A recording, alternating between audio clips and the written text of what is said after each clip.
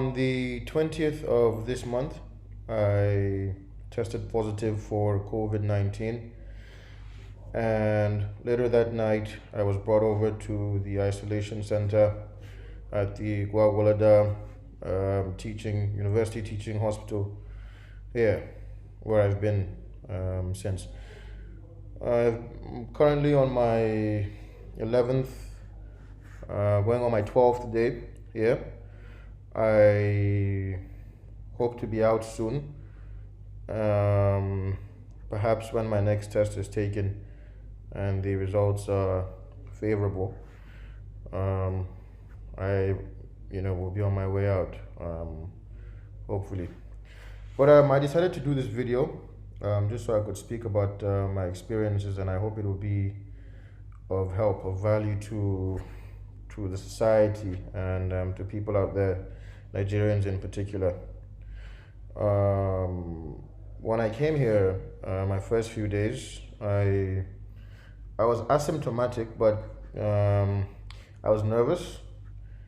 I had a level of anxiety, a little bit of trauma.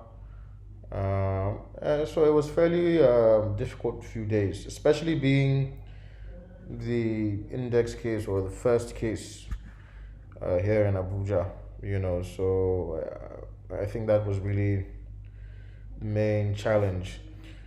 But day by day, I grew stronger, in mind. Thanks largely to all the goodwill, the prayers, and the support I got from a vast array of Nigerians, many people I don't know, but of course, more obvious, my family, my friends, my associates, and just a whole lot of people who've been very supportive. So we thank God I'm well and I'm good. But one thing I'd like to speak to Nigerians about that I experienced, fake news. Fake news is very bad. It compounds your problems if you're in a vulnerable situation. Perhaps being from a political family, I didn't really feel that pain as much.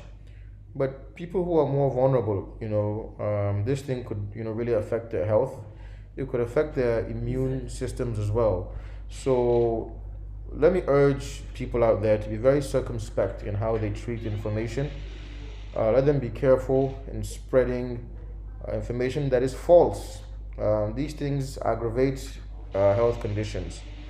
So in my case, even people within the estate that I lived in were purveyors of fake news, and it's quite unfortunate. But I'm not really here to talk about those specifics.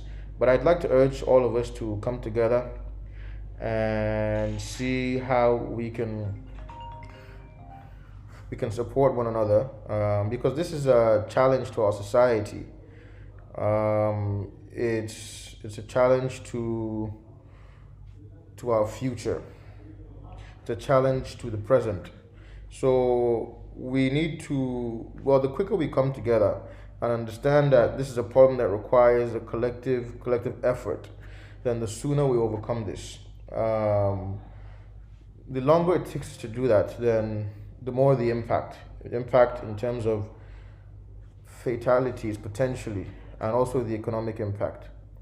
Thankfully, as we've seen the numbers and statistics, most people will be fine from this, but we can't ignore the few that may not be fine from this. So let's work hard, let's support the government, let's comply with directives from the WHO, the federal government, state governments, etc., so that we can overcome this challenge sooner than later, Nigerians. Moving on, I'd like to also ask that we pray and show our medical staff a lot of support. They are at the front lines. They are risking their lives. I've seen it firsthand, how close they come to patients, how exposed they are. We need to pray that none of them get infected, nothing befalls them, any kind of harm to them or their families, right? because they're our backbone, you know, and we have to appreciate and be thankful to them. We have to be thankful to also the authorities, the extended authorities who are not necessarily on the front line, but are playing a lot of role um, in other aspects. So Nigerians, in essence, were saying, let's come together, let's put aside politics and defeat, this pandemic. We can do it, and we can do it very effectively if we work together, you know.